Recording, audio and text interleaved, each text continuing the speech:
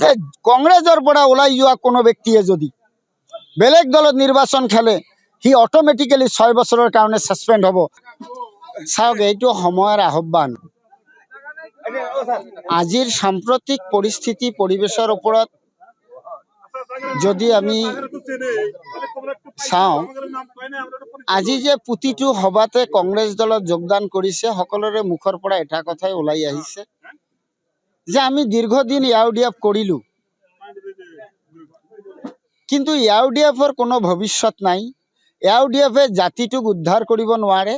ইউডিএফে কোনোবা এটা ৰাজনৈতিক দলৰ নিৰ্দেশত চলি থাকে। অতএব কিমান দিন আৰু এইটো সহ্য কৰি থাকিম? অসমত আজি প্ৰতিটো জাতি জনগোষ্ঠীৰ উন্নয়নৰ স্বাৰ্থত, দুখীয়া মানুহৰ উন্নয়নৰ স্বাৰ্থত আজিৰ দিনত এখন ধৰ্মনিৰপেক্ষ কল্যাণকামী চৰকাৰৰ প্ৰয়োজন। আৰু এই কল্যাণকামী ধৰ্মনিৰপেক্ষ চৰকাৰ অকল গৌৰৱ গগৈৰ নেতৃত্বতে সম্ভৱ। তাৰ কাৰণে সকলোৱে আজি লাহে লাহে বুজি পাইছে আৰু কংগ্ৰেছ দললৈ যোগদান কৰিছে। মই সকলোকে আহ্বান জনাইছোঁ যে আপোনালোকে আহিছে, আমি একে মঞ্চত কাম কৰিম। আৰু মোৰ কৰ্মকৰ্তাসকলকো মই অনুৰোধ কৰিছোঁ সকলোকে যাতে আজি বেলেগ এটা ৰাজনৈতিক দলৰ পৰা যেহেতু আহিছে, সিহঁতক কংগ্ৰেছ দলত ৰাইজৰ সেৱা কৰাৰ যাতে সুযোগ প্ৰদান কৰি দিয়ে।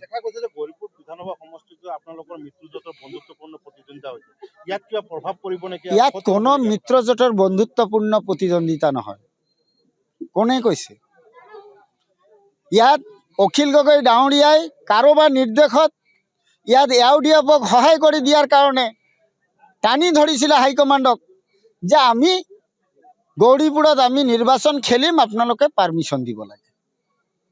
আমাৰ কংগ্ৰেছ দলৰ সাংগঠনিক শক্তিশালী যে শক্তি আছে তাৰ ওপৰত বেছ কৰি আমাৰ সভাপতি গৌৰৱ গগৈ ডাঙৰীয়াই কৈছে যে যেহেতু আপোনালোকে খেলিব বিচাৰিছে আপোনালোকে খেলিব পাৰে, কিন্তু কথা হ'ল আমি আপোনালোকৰ লগত নাই। তো ইয়াত আমি কংগ্ৰেছ দলে যেনেকৈ বিজেপিৰ এজিপিৰ প্ৰাৰ্থী মেহেতেবুলৰ এগেইনষ্টত খেলিম, ঠিক যেনেকৈ আমি ইউডিএফৰ প্ৰাৰ্থী নিজানুৰৰ এগেইনষ্টত খেলিম, ঠিক যেনেকৈ আমি বেলেগ দলবিলাক নিৰ্দলীয় প্ৰাৰ্থীবিলাকৰ এগেইনষ্টত খেলিম, ঠিক তেনেকৈ নিৰ্দলীয় ৰাইজৰ দলৰ লগত প্ৰতিদ্বন্দ্বিতা হ'ব। ইয়াত ইহঁতৰো ছবি থাকিব, চিহ্ন থাকিব, আমাৰো থাকিব। ইয়াত কিহৰ মিত্ৰতা? কংগ্ৰেছ দলে বহুত আগতে ইয়াত প্ৰাৰ্থিত্ব নিশ্চিত কৰিছে আৰু সেইটো দলৰ যাক প্ৰাৰ্থিত্ব দিয়া হৈছে সেইজন এজন ডলাৰ বগৰী প্ৰাৰ্থী। কংগ্ৰেছ দলত এতিয়ালৈকে 5 বাৰ জইন কৰিছে আৰু 5 বাৰ কংগ্ৰেছৰ পৰা ওলাই গৈছে। নিজে কেতিয়াবা কংগ্ৰেছ দলত ভোট দিছে বুলি কংগ্ৰেছ কৰ্মীয়ে নাভাবে, কাৰণ নিজে এবাৰ 2013 চনত পঞ্চায়ত নিৰ্বাচনত জিলা পৰিষদৰ নিৰ্বাচন খেলি সেইজন ব্যক্তি 3য় স্থান লাভ কৰিছিলে।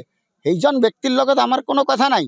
আমি কংগ্ৰেছ দলে আমাৰ কংগ্ৰেছ দলৰ বুথ কংগ্ৰেছ, ওয়াৰ্ড কংগ্ৰেস, মণ্ডল কংগ্ৰেস, আমাৰ ব্লক কংগ্ৰেস, সেবা দল, NSUI, মহিলা কংগ্ৰেস সমন্বিত আমাৰ প্যাৰেন্ট বডি সকলোৰে মিশ্ৰিত যে শক্তি, সেই শক্তিৰে আমি ৰাইজৰ মাজলৈ যাম।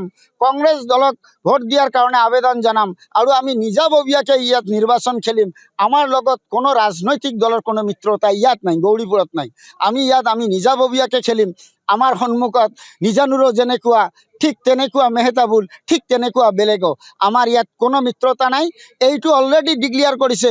মই আপোনালোকক হোৱাটছআপত দি দিম। আমাৰ সভাপতি গৌৰৱ গগৈয়ে অলৰেডি ঘোষণা কৰিছে, অলৰেডি বিজ্ঞপ্তি দি দিছে যে কংগ্ৰেছৰ পৰা ওলাই যোৱা কোনো ব্যক্তিয়ে যদি বেলেগ দলত নিৰ্বাচন খেলে সি অটোমেটিক্যালি 6 বছৰৰ কাৰণে সাসপেন্ড হ'ব আৰু তাক সমৰ্থন কৰা প্ৰতিজন কৰ্মকৰ্তা 3 বছৰৰ কাৰণে সাসপেন্ড হ'ব। সেই অৰ্ডাৰ মই আপোনালোকৰ হোৱাটছআপত দি আছোঁ, আপোনালোকে চাই ল'ব। হয়, আজি মানে বহুত দুখেৰে মানে ক'ব লগা হৈছে যে যেতিয়া ইউডিএফ দলৰ মানে কোনো মানুহ নাছিল, যেতিয়া জন্ম হৈছিল তেতিয়াৰ পৰাই মই আছিলোঁ। বহুত ইউডিএফ দলত মানে মহক ৰক্ত খুৱাইছোঁ। আজি মানে আমাৰ ইউডিএফৰ যিজন কেণ্ডিডেট হৈছে মিজানুৰ ৰহমান, তেখেতে মানে আজিকালি আমাক মানে গুৰুত্ব নিদিয়া হৈছে। তেনেকুৱা গুৰুত্ব দিয়া নাই, মান সন্মানো তেনেকুৱা পোৱা নাই। মানে তেওঁ বেলেগৰ কথাত মানে নিৰ্ভৰ কৰে। মই যে মানে পাণবাৰী ইউডিএফ দলৰ এজন সাধাৰণ সম্পাদক, সংগঠনৰ প্ৰতিও মানে তেখেতে গুৰুত্ব নিদিয়ে। যাৰ কাৰণে মই মোৰ যিবিলাক বংশ বুনিয়াদ আছে, ভাই ককাহঁত আছে, তেওঁলোকক লৈ আলোচনাৰ মাধ্যমেৰে আজি মানে মই কংগ্ৰেছ দলত আমাৰ সপৰিয়াল লৈ আমি যোগদান কৰিলোঁ। আমি কংগ্ৰেছ দলত আজি এই কাৰণে জইন কৰিব লগা হৈছে যে আমাৰ বৰ্তমান অসমৰ যি জ্বলন্ত সমস্যা, এই সমস্যাৰ কাৰণে আমি দেখা পাইছোঁ কোনো এটা ৰাজনৈতিক দলে মাত মাতা নাই, একমাত্ৰ কংগ্ৰেছে মাত মাতিছে। সেইকাৰণে কংগ্ৰেছত আজি মই যোগদান কৰিছোঁ।